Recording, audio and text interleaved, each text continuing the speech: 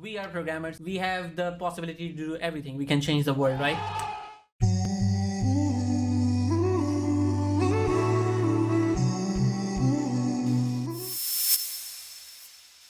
Today is going to be covering strings. So we're going to be looking into JavaScript strings. So let's create a new folder here. We're going to call it JS strings, and we're going to just copy paste these simple HTML. So I'm going to copy this, paste this here. What I'm actually doing is just creating a new folder inside which we have just the index.html and main.js. If you're starting from scratch, if you don't want to clone the repository itself, what you could do is just create a new index.html file just like this inside, and then just type HTML, and then you should see this emit HTML5 abbreviation. So when you click this, it will generate the whole HTML for you. All you need to do is just change the title here, and that should be more than enough, right? So you could do either that, or you could clone and then do what I'm doing right now. So file that I've just copied is exactly the same as what I just showed you, with the difference is that this has an h1 inside and that says JS variable. So this one should rather say JS strings, and then we have this script tag that points to the main.js file. So here you can see that this is pointing to the main.js, and here if I see the main.js file, which is here, it has some code. So I'm going to remove all of the code actually. So I'm going to say delete. So what this is doing right now is nothing but just pointing to this file main.js. And the person who joined us starting JavaScript was no scope, right? So no scope, this is probably going to be really interesting for you. Is now that we have created this index.html and JavaScript, we have, all you need to do is create this HTML, and then you need to create this JavaScript file which is empty right now, and then we need to point to that JavaScript using the script. So we are actually including or injecting this JavaScript into our HTML via the script tag. All right. So once we do this, we should be able to see something. So let's say if we say console.log hello world, that's the basic of it. Okay. So all we need to do is run this file into browser now. And you do that by just right clicking reveal in file explorer, or just opening it using the Windows Explorer. It doesn't matter. So what I'm doing here is that I'm just opening this into Windows Explorer, and here I right click on this, click open, and boom, we have it here. Now if I right click here, I'm going to close, right click and inspect this, you will see that we have a console that says hello world, and this is actually coming from the JavaScript file. Okay. With the JavaScript string, we have a lot of things that we could cover. We do have some functions that we can cover. We do have some scenarios for JavaScript that we could cover as well. So let's see what we can talk about today. So let's say we have a string that we want to create. How do we create a string? How do we create a variable of a string? So we do that by doing something like const my name equals, and then we have Muhammad Ahsan Ayaz. That's how you create a variable that has a string. Then we could do multiple things with this variable. For instance, we could replace this word Ahsan with Mohsin, and the way you would do is that we could say console.log, and then we could say my name dot replace, and here you provide what do we have to replace as the first parameter, and the second parameter is replace with what. So I can actually break this down into two lines. One line could be modified name, which is this, and the second line is kind of console logging. So if I show you that in the code, see what happens. So if I refresh now, you can see that my name is going to be assigned with this value now, Muhammad Ahsan Ayaz. If I go forward, you see that now this has the value Muhammad Ahsan Ayaz. And now if I move forward, I'm replacing the word Ahsan in this my name string by Mohsin. So if I go forward, you see that now this string becomes Muhammad Mohsin Ayaz. So that is the first function that we can use to replace something within a string by something else. All right. So this is really handy for us. For instance, if we wanted to have another string that has something like const fruits, and then this is mango, apple, grapes, and let's say banana. Actually, let's do that in the console as well. So I'm going to refresh this, remove the breakpoint. Here you see that we have fruits which have mango, apples, grape, and banana. And what I could do here is that I could say fruits dot replace, and then I want to replace these spaces by a comma. So I would say space, and the thing I want to replace this with is a comma. So here we have the space, and we are going to replace this with comma. The thing with this is if I hit enter, you will see that we only get one comma here, but not towards the other instances of a space. So this only replaces the first matching pair. So it tries to find the first space in the string, and then when it tries to do that, it kind of lands here, which is the first space, and then it replaces that. We use the function replace all. When we use replace all, it not only changes the first place, but all of the instances of a space. So when I do this, you see that now we got every instance of this replace. Now this is really handy. Why is this handy? Let's say you have a big article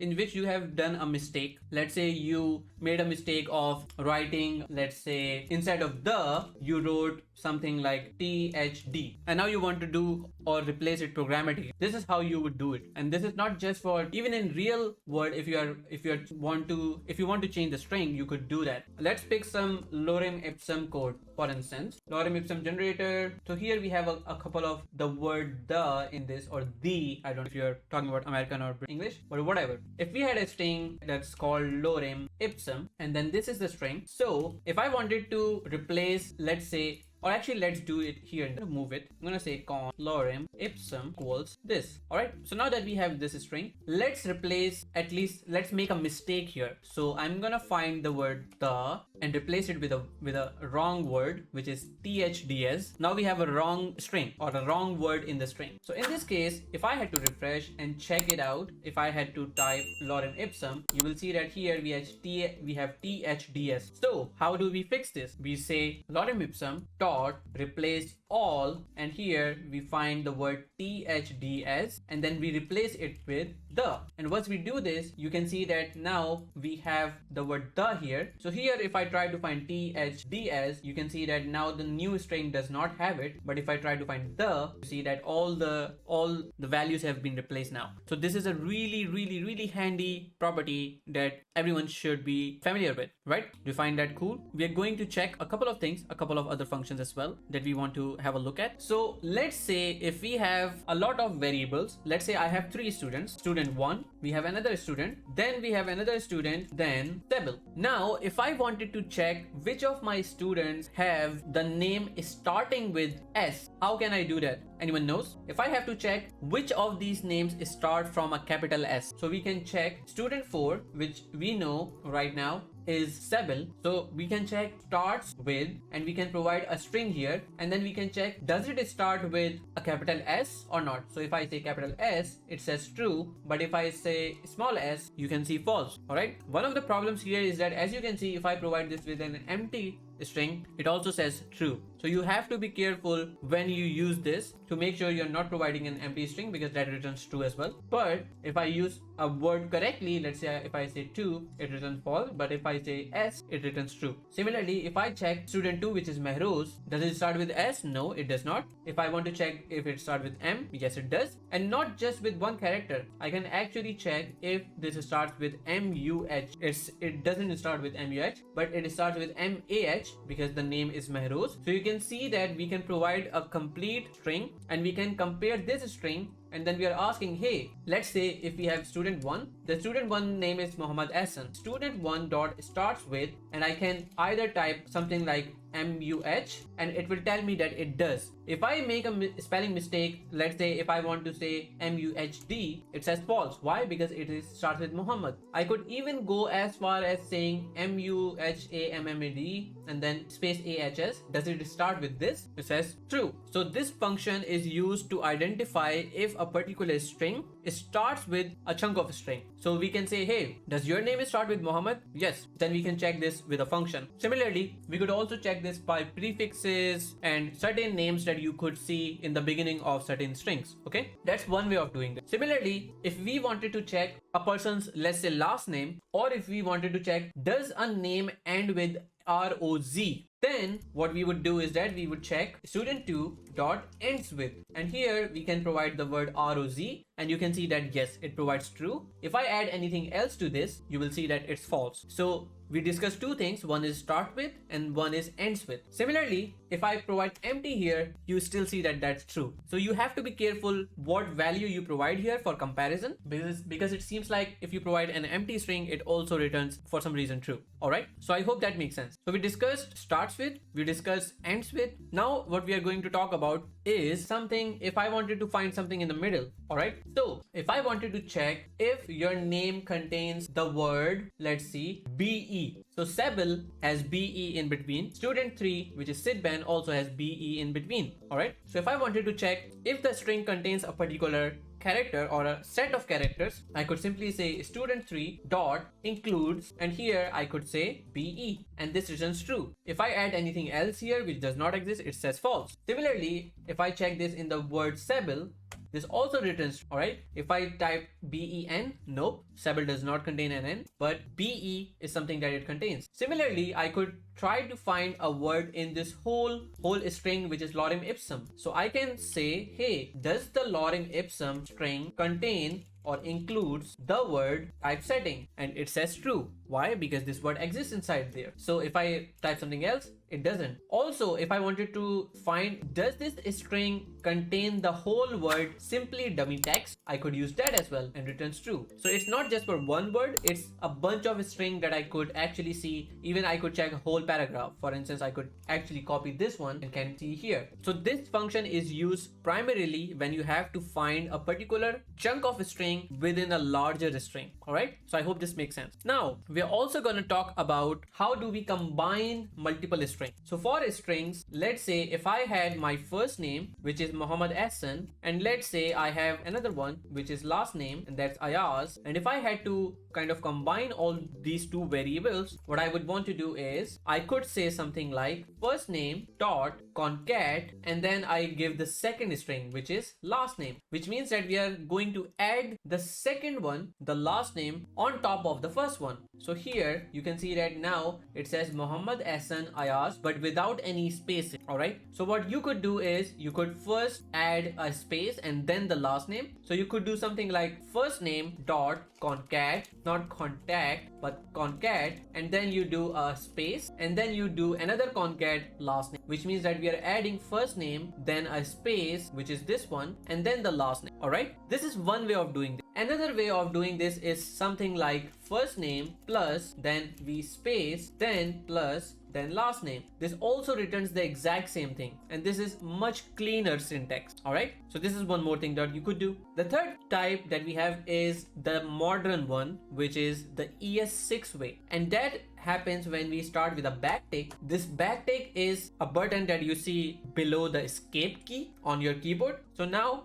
I could simply say something like $, and in this one I could say first name, and you can see that it prints Muhammad Ahsan. Now without using any other thing, I could just add a space here, just like this, and you can see the space is already there. And now I can say something like last name. Exactly correct, Usman. We are talking about template literals. So here this is the third way in which we have a string using these backticks. Then we have the first name, which is Muhammad Ahsan here. Then we have a space, which is this space here, and then finally we have the second name, which is this one here. So that's how you can use the third way of creating a string using multiple variables. Okay, so I hope that this makes sense. Now another thing that we would want to see is what is the index of a particular character in a string. Let's say if I have this last name Ayaz, I want to see where do we have Z in this string. All right. Or let's say we want to find, at least let's replace this to a correct one. Let's replace back the. Let's say we want to find where this the is in terms of the index. And why do we talk about index? I'm going to tell you right now. So if we have a string, let's say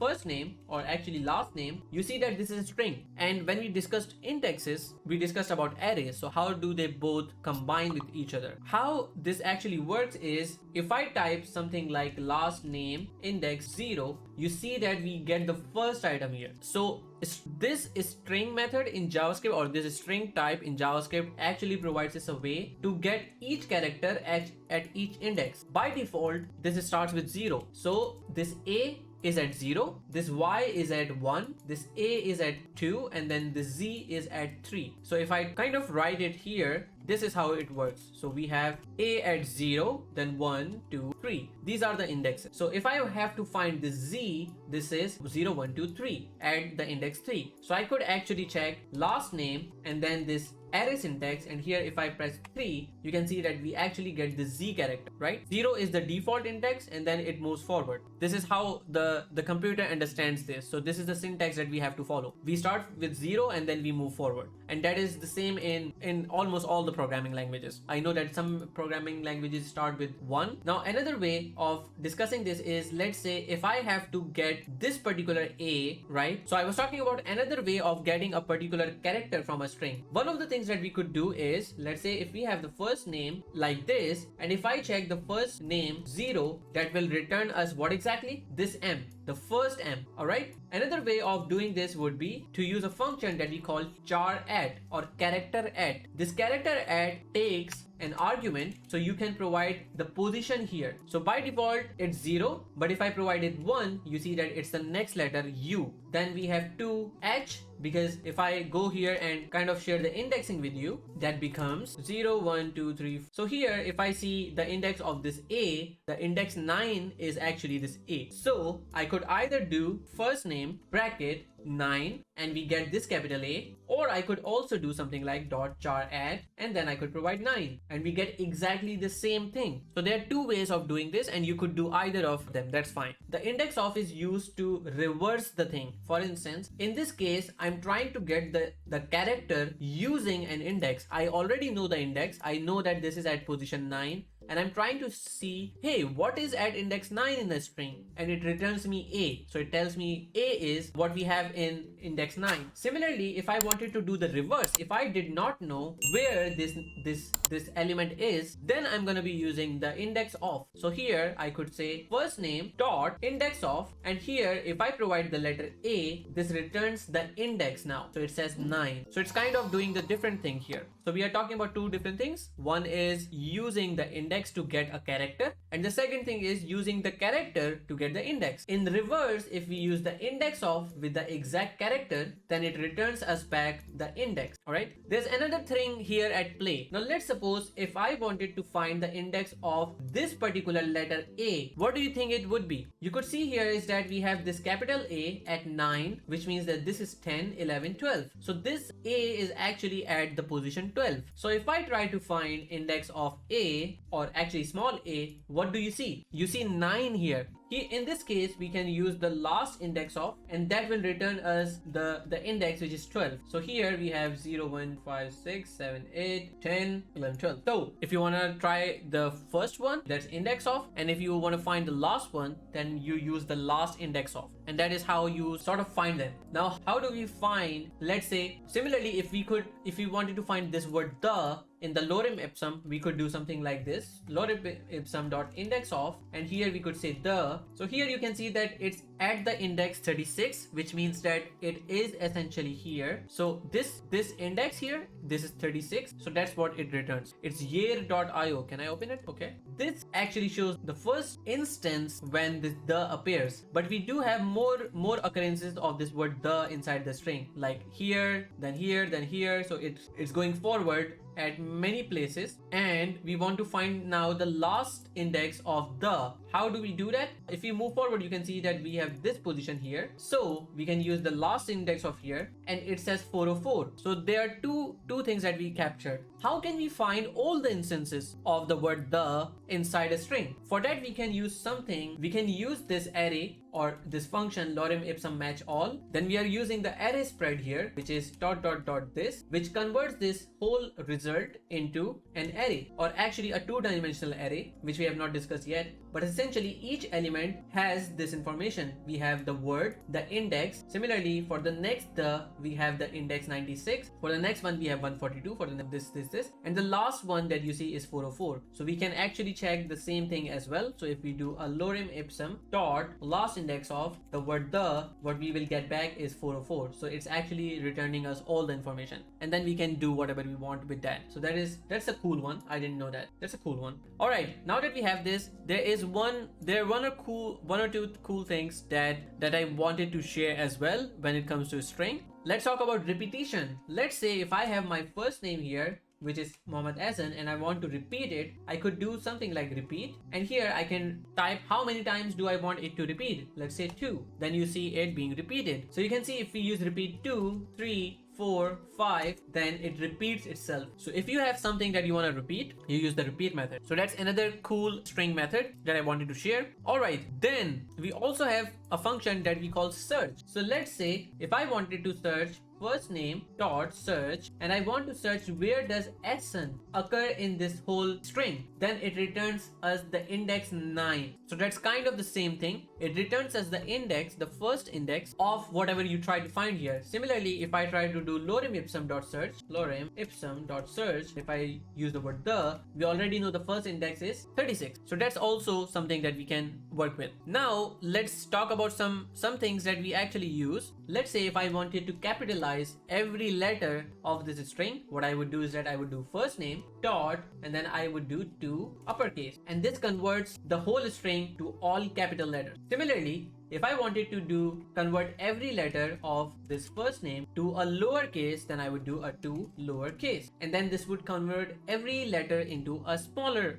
version of it, or the small letter. So that's also something that we use quite often when it comes to using or kind of comparing different values, because when you would compare Ahsan with Ahsan, this returns false because this A is actually different in both of them. But if I wanted to do something like Ahsan dot to lowercase equals Ahsan, then that returns a true, because when we convert this to a lowercase, it actually becomes something like this. So this is something that is used quite a lot in email validations, just to make sure that if a user has typed an email such like ahsan.ubtn, something like this, or ahsan.ayaz@gmail.com, then it converts this into a lowercase for comparison. So if we do a to lowercase, then we get the correct email without any capital letters. So this is really handy when we use validations and other stuff. So now that we know about these things, we could also talk about some other stuff as well. For instance, we have the substring and we have the split as. Let's say if we have this fruits string, and if we want to create an array out of this, an array that contains each fruit as a different element, then we would do something like fruits dot split, and then we are going to provide a splitter. The splitter could be anything. By default, if we don't provide anything, it takes empty string. But what we want to do is we want to split it by something that is not. So if we split it by word, let's say we have fruits, we know that we want to kind of split it here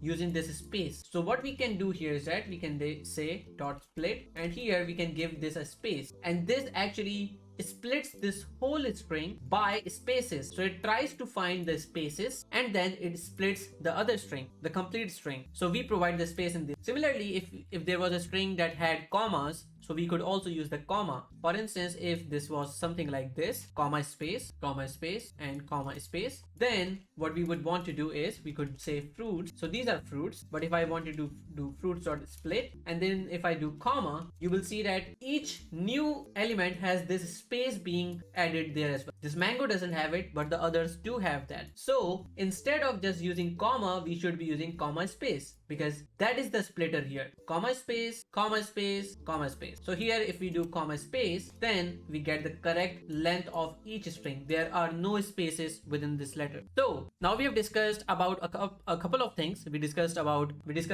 some methods from a string as well. The next thing that we're going to talk about, actually one more function that I just got to know. Let's say if your user provides an input of their first name and last name, let's say const user input, someone provides a string like this. They post a couple of spaces, then they say my name is Muhammad Ahsan, and then they say Ayaz, and then a couple of spaces and a couple of tabs as well. Now I'm pressing the tab key press, and now if I have to remove all these spacing, we use the method trim. So we use dot trim, and that removes all the spaces. Let's say if I had something here that says is me, and then if I refresh and if I do this, you can see all the space from here has been removed. All the spaces from here have been removed as well. So that's how you remove unintentional space or white space from the beginning and the end of the string. That's how you do that. Okay, so this is what I had. There was also one more thing. If you add another space in between, the trim function does not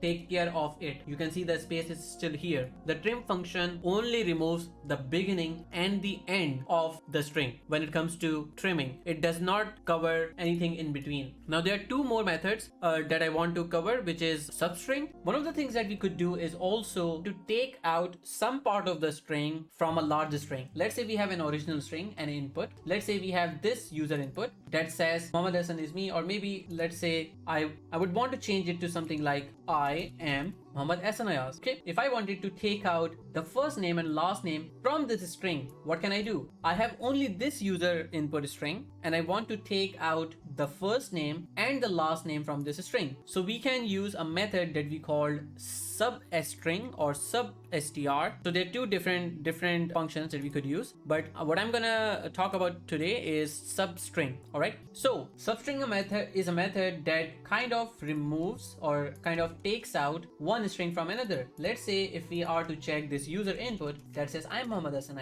Now I know that this string right here is my first name. So what I could do is that I could say something like user input dot substring. Okay, and if we look at this takes a start and the end. So far we have learned about how to take out an index from a string, right? So we know that the string index start from 0. So we know that this I is at 0, then his space is at 1, then 2, 3, 4, 5. The index 5 is Muhammad, is M. How do we know? We could quickly check by user input dot index of, and here we can check that the capital M is at the index 5. So we know that 5 is the place where this index starts from. So here what we could say is that user input dot substring, and here we can say 5. Now you can see that as soon as we type 5 here, it takes the string from 5, it removes I and M from here, it just starts from here, but then it goes toward the end, right? And we don't actually want that. We want it to be just till this point, which is Muhammad S. So I would want to find what is the index of this n here. So you can see this string only has one n, so I can quickly find it out. So I can, if I say user input dot index of, here if I say n, you see that this is 18, which means that I have to start from 5 and I have to go till 18 here. So if I just do this user input dot substring and then I do 5 and 18 here, what do we get back? We get back Muhammad Ahsan, but not the n. And the reason for that is that the JavaScript substring method actually starts from the number that you give, but it ends on the number 1 behind the number that you give, which means that the end is exclusive. So for instance, if I go here, you can see that here index end is optional, but it's also the index of the first character to exclude from the returned substring, which means that the index start is the first character to include within the return string, which means you give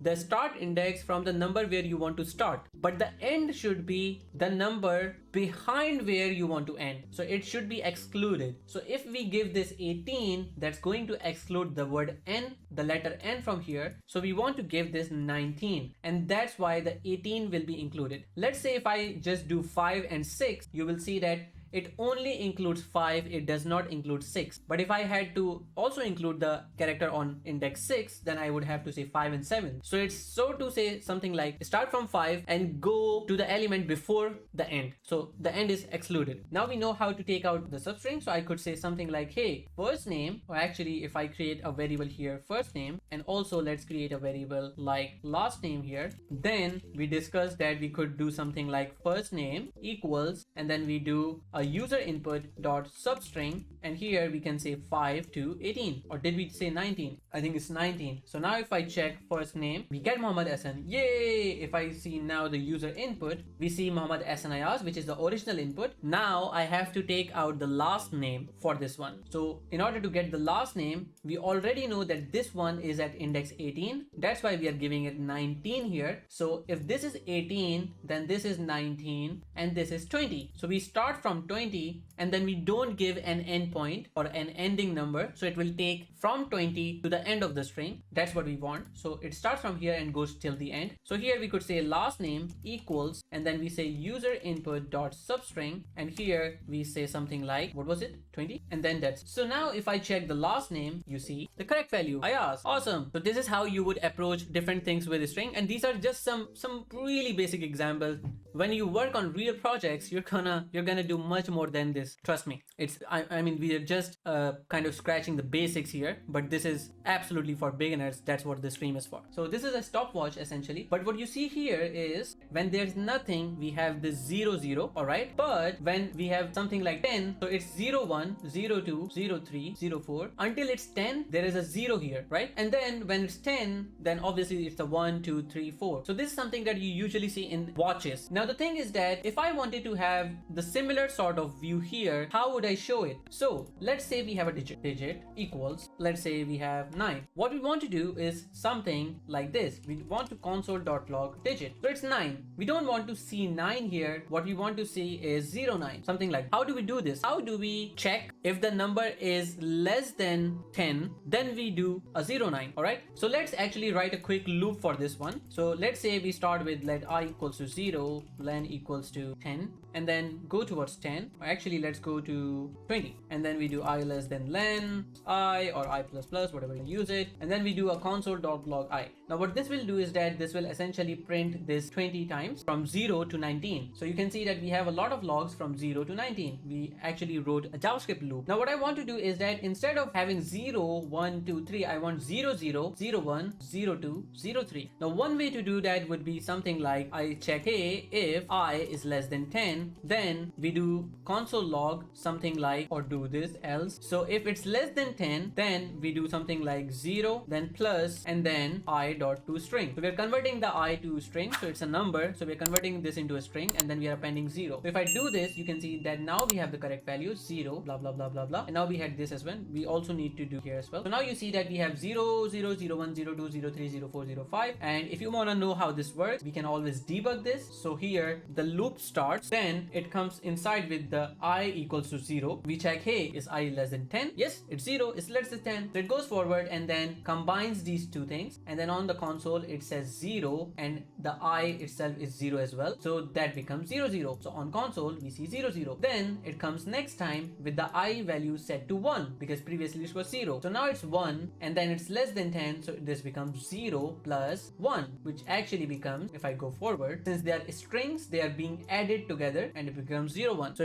it kind of goes like that for the rest of the time. And then once it's 10, then it comes here. So you can see the I here should be 10. And now so far we already have shown this console 0, 0, 0, 1, blah, blah, blah, 0, 9. So one way of doing this is this. Another way of doing this is actually to make sure that we always have a 0 if, so we know that this string that we are actually showing on the screen, this is of the length 2. How do we know that? Because you can see that here we have 0, 0, 0, 1. So these are 2 digits. So what we can do here is that instead of putting this condition, we can do something like this. We can do console.log. Here we can say I.toString, exactly the same thing as before. We are converting this number to a string, but then we also say here add start, and here we can provide some values. So you see that here we have a maximum length, and then we have the fill string. Now this maximum length is actually the length is, it says maximum length, but it's actually minimum length, which means that here we should be having at least 2 digits. So if we have 2 digits, then we provide a padding start, otherwise we don't. So we do something like this. So we say pad start 2, and then we provide value 0 here. Let me kind of make this clearer for you. So here I am going to create a constant, and I'm going to say string and do this, and then I'm going to log this string, and I can remove all of this code with if else from here. Now if I try to debug this, let's see what happens. So if I refresh now, you see that we come in the loop with the value of I. So if I do this, you can see that here it comes inside. The value of I is right now 0. Now when we add a padding to this, it automatically becomes a 0, 0. That's it. That is the magic of pad start. So if I go forward with the next number, that is 1. If I do a pad start to 1 with these values, that kind of converts this into a 0, 1. Similarly, the next one would become a 0, 2. A next one become a 0, 3. And this can go on and on for a lot of numbers. All right. So here, if I play, you can see that we easily get all of these. Let's say if we didn't have to show 0, 0, but actually 3 zeros, 0, 0, 0, not 0, 0, but actually 3 here, pad start. So if I refresh now, you see now we are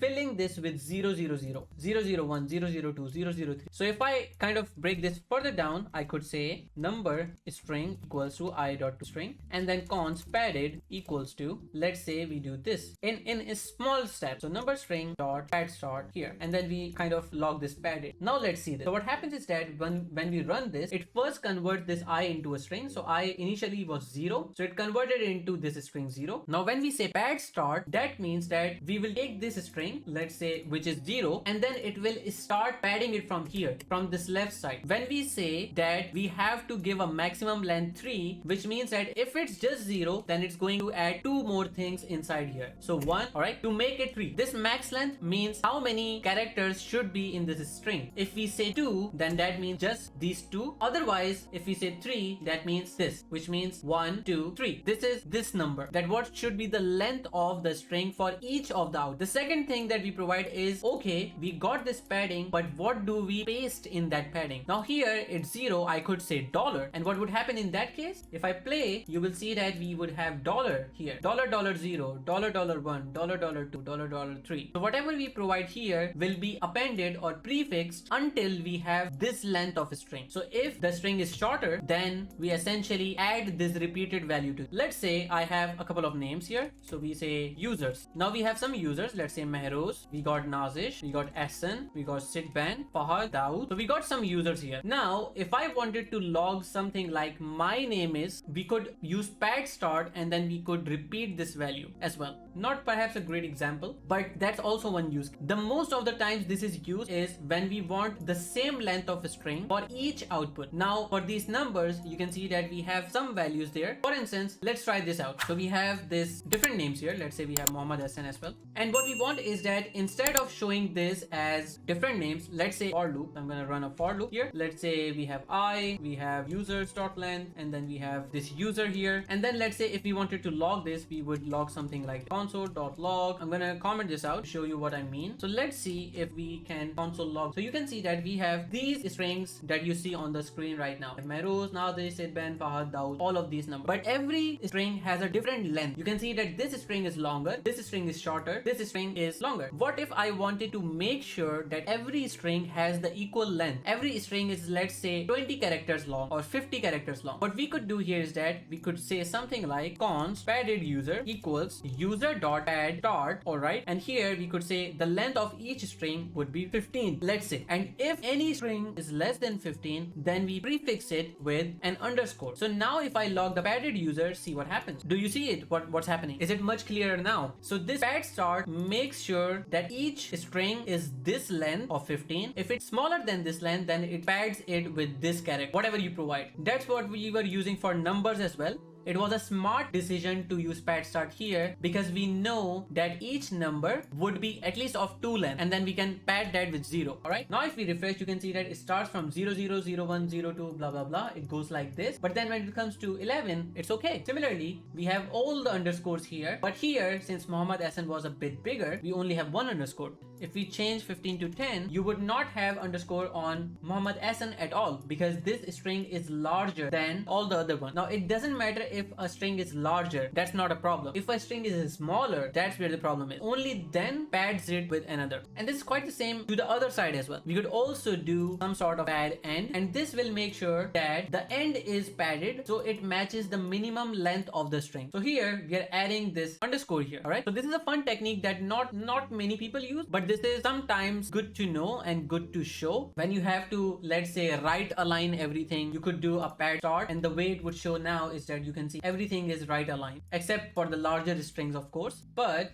and also in this case, one of the things that I love about programming is that we are programmers. We have the possibility to do everything. We can change the world, right? So what we could do is that we could find out which element has the maximum length. Once we find out the maximum length, then we can use that length as the pad start number. So let's run 2 loops. Let's create a variable here. Let's say max length, and then let's initialize this with 0. Then we run a loop towards all the users, and then we check if this user.length is greater than max length. Then we change the max length to user.length. What this does is that this will make sure that we loop over all the elements, and when we find the maximum length, we take out that and assign it to a variable. So here you see that we start with a maximum length of 0. Then we go through each user. Let's see what we have here. This user is Mehroz. This is the first one. So initially the maximum length is 0. So we don't know the maximum length of each user right now. So I'm going to do one more thing here. So I'm going to use the maximum length here instead of 10. Refresh. So the maximum length is 0. It goes first, checks out the first user, which is Mehroz. Mehros or Mehros, then it checks, hey, is the user string, which is Mehros, what is the length of the string? 6 characters. All right, so 6 characters, is it greater than the max length? Obviously it is, because by default this one was set to 0. Now since this is greater than maximum length, it assigns this variable the length, so maximum length becomes 6. Now we go forward again, we come with new user, which is Nazish. Now Nazish is also the length of 6, so it doesn't do anything, goes forward with the next user. Now it comes with Mohammed Ahsan. Mohammed Ahsan's length 14, but the max length is 6, so since this one is greater, we change the max length variable to the new value, which is user.length. So now this becomes 14, and now all the other users we know that they are not 14 is gonna keep going inside and then keep going forward, do nothing. And now in the loop, when we go inside, for each user, the padding that we are going to be using is going to be for the max length. So now we can make sure that every length is equal. We see the console now, we got everything as equal. Does that make sense? I believe this is what you wanted, Daud, if I'm correct. Cool, awesome. Now you could do multiple sort of magic with this as well. You could use max length plus 10,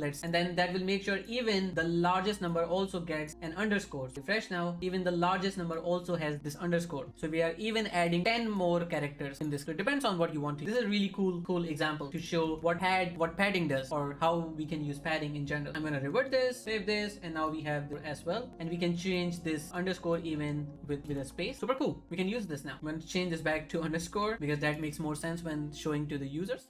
Alright, I hope that you liked the video. If you did, press the thumbs up button and also subscribe to the channel. And if you want to support my channel, you can support me on Patreon for as low as $5 a month. That really supports the channel grow. And I'm gonna see you in this next video. Till then, happy coding.